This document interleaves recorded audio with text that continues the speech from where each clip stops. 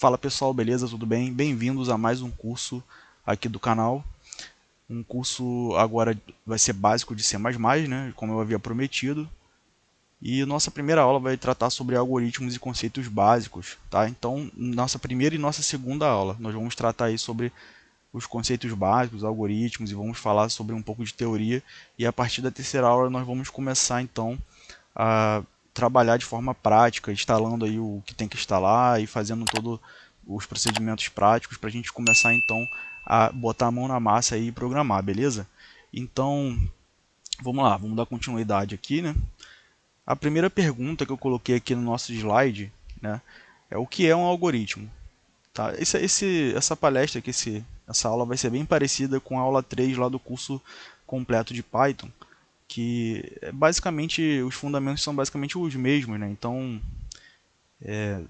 vocês vão perceber que tem muita é bem parecido, né? O que eu vou passar aqui com o que eu passei lá, tá? O algoritmo ele é uma sequência de instruções. Então veja bem, o algoritmo ele nada mais é do que uma receita de bolo, por exemplo, tá? Então quando a gente ouve aí falarem sobre algoritmo, né? Por exemplo, o algoritmo do YouTube, o algoritmo de não sei o que, tal. Todo programa ele é feito com base em algum algoritmo, ou seja, uma sequência de instruções que o programador deixa para o computador, tá? Então, todo programa é feito com algoritmo, porque o computador só faz aquilo que é mandado. Então, o meu computador aqui, ele só vai fazer aquilo que for mandado. Logo, um programa, para ele rodar, seja uma inteligência artificial, seja lá o que for, para ele funcionar, ele precisa de instruções, instruções que são colocadas ali pelo programador, tá? E essas instruções, essa sequência de instrução é conhecida, é chamada de algoritmo, tá? Então, um algoritmo, ele nada mais é do que uma sequência de instrução e ele não é exclusivo da computação. Como eu falei, uma receita de bolo também é um algoritmo. Tá? Um passo a passo de como fazer alguma coisa no seu dia a dia também é um algoritmo. O algoritmo é uma sequência de instruções. Tá? E aí, para a gente escrever um algoritmo, né? Porque, bem, o computador ele tem a linguagem dele, e aí nós precisamos passar essas instruções para o computador. E como que isso funciona? Nós utilizamos, então, o que nós chamamos de linguagem de programação. Tá? Então, nós temos a linguagem de baixo nível, a linguagem de médio nível e a linguagem de alto nível. Como seria isso? O que seria isso, na verdade? Digamos que o meu computador, tá, o computador que vai rodar o meu programa, digamos que ele seja um amigo que eu tenho, meu amigo japonês. E ele fala japonês e eu falo português. E não sei falar japonês e nem ele sabe falar português, beleza? Então eu vou dizer que a linguagem de baixo nível, que é a linguagem mais próxima do meu amigo japonês, do meu computador, ela é o japonês. E a linguagem de alto nível é a linguagem que eu entendo, que é o português. Tá? E aí nós teríamos então, vou passar aqui à frente, nós temos então mais ou menos esses passos aí. Ó. A linguagem de programação é aquela que é mais fácil de ser compreendida pelo ser humano, né? Por nós, pessoas. Nós escrevemos e aí nós vamos ter o que? Um intérprete para poder compilar aquilo ali e transformar numa linguagem de máquina. Tá? E a linguagem de médio nível, que eu acabei não falando, nada mais é do que uma linguagem que utiliza das duas partes. Tá? Ela vai ter algumas partes ali que vão ser mais próximas da linguagem de máquina, que é de baixo nível, e a linguagem de alto nível vai estar ali inserida também, beleza? Então é isso, a linguagem de programação vai ser uma linguagem mais próxima daquilo que é compreensível para o ser humano, né? Ela é sempre escrita em inglês, para falar a verdade, então ela está numa linguagem humana, e aí essa linguagem, né, você escreve ali as instruções através dessa linguagem, e o computador, existem programas ali que são interpretadores, né, que vão interpretar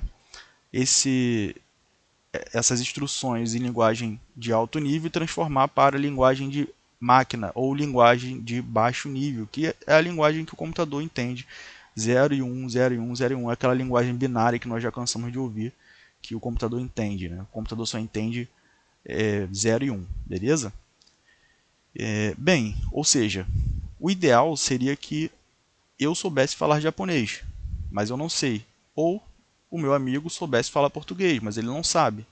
Então, para a comunicação fluir, nós precisamos de um intérprete, né? Precisamos de um intérprete entre a nossa comunicação ali para poder fazer com que nós nos entendemos, tá? Então é isso. Então a linguagem de programação ela é como se fosse o português na minha analogia. E aí nós vamos ter o compilador, né, que vai ser o intérprete na minha analogia, e a linguagem de máquina vai ser o japonês ali na minha analogia, tá? E agora, o que são variáveis? Tá? Na programação, uma variável é um objeto, no caso uma posição frequente localizada na memória, capaz de reter e representar um valor ou expressão, enquanto as variáveis só existem em tempo de execução. Elas são associadas a nomes, chamados identificadores, durante o tempo de desenvolvimento. Tá, eu não vou ler isso tudo aqui não, enquanto eu falo você vai lendo aí, mas é basicamente o seguinte, tá? O que é uma variável? Nós temos lá a memória do computador, tá? E é só lembrar do seguinte, quando eu falo variável, né, significa que ela varia, de alguma forma ela vai variar. Durante a execução do programa ela pode variar, ou não. Tá? O que seria isso? Né? Digamos que quando um programa inicia, ele reserva alguns espaços na memória, isso logicamente declarado pelo programador, como eu falei, toda instrução tem que ser deixada ali pelo programador para o computador executar, então, inclusive as variáveis, né? Elas são declaradas pelo programador. O programa então pega aquelas declarações de variáveis e reserva espaços na memória, como se fossem armários ali, portas de armário, digamos assim. E dependendo da linguagem, como é o caso da linguagem do C++, né, que é fortemente tipada, nós vamos ver isso mais à frente, com mais na prática, na verdade, o que acaba acontecendo é que você tem então uma porta de armário, por exemplo, lá na memória do computador, né? Você tem uma porta de armário para cada tipo de variável. Então você declara aquelas variáveis ali. É como se você tivesse, por exemplo, num vestiário, né, de um jogo de futebol, alguma coisa, você vai entrar naquele vestiário e você tem ali suas portas de armário ali para você guardar as suas coisas, tá? E cada porta de armário você tem um tipo de coisa, uma porta só para chuteira, uma só para caneleira, uma só para meião e etc. De forma que fique organizado, tá? E aí aquela porta de armário não aceita outro tipo de coisa, só aquele tipo previamente declarado, beleza? E para que serve isso, né? Por que eu teria então uma variável, um valor que fica variando durante o programa? Então, por exemplo, né, eu vou fazer um cálculo, né, uma calculadora, um programinha que seja uma calculadora.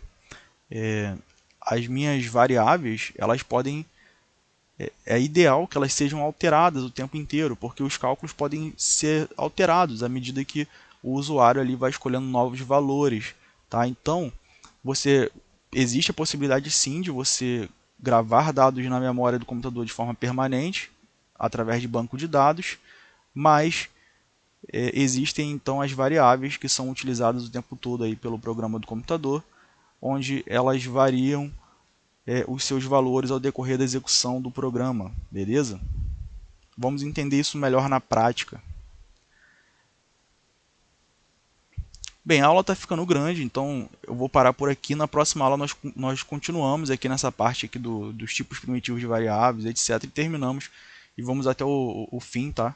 Desses slides para a gente terminar a parte teórica do nosso curso.